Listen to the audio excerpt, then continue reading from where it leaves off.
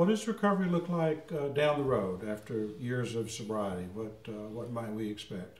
Well, I think they can expect to continue doing the work of recovery. The work of recovery doesn't ever get completed. Even when someone is in the freedom phase after 2.5 years of solid recovery work, at least a year of sobriety, even at that point, a person needs to continue doing rigorous recovery work with at least one meeting a week, one 12-step meeting.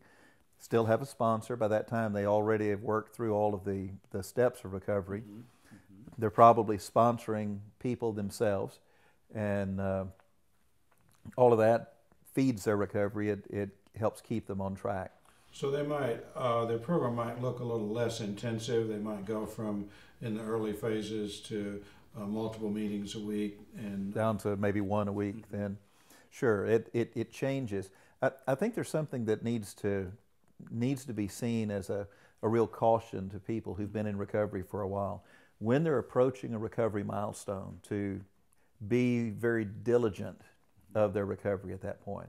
For example, when somebody comes up on say, a 1-year anniversary, Mm-hmm. an alarmingly high number of people have a relapse somewhere within a few days of a 1-year milestone, or a 2-year, or a 5-year.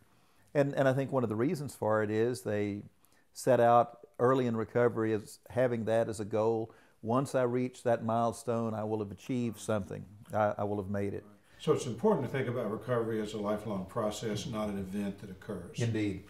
Indeed. What about some other kinds of events? If somebody's been in recovery for 10, 20, 30 years, what about a response to a death in the family, or retirement, or those kinds of things? Sure, that, or a crisis involving one of the children, or let's say that maybe someone is in recovery, they're in a relationship, they work through the tough parts of the relationship, and then the relationship ends.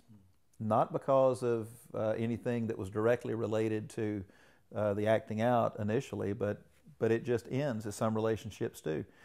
At that point, people need to realize that any of those occurrences could put them at greater risk of acting out, at greater risk of having a relapse. So a good strategy would be to increase their meetings, the number of meetings per week. If they're attending one, to increase it to 2 or 3 or more, to immediately call a sponsor and let the sponsor know what's going on.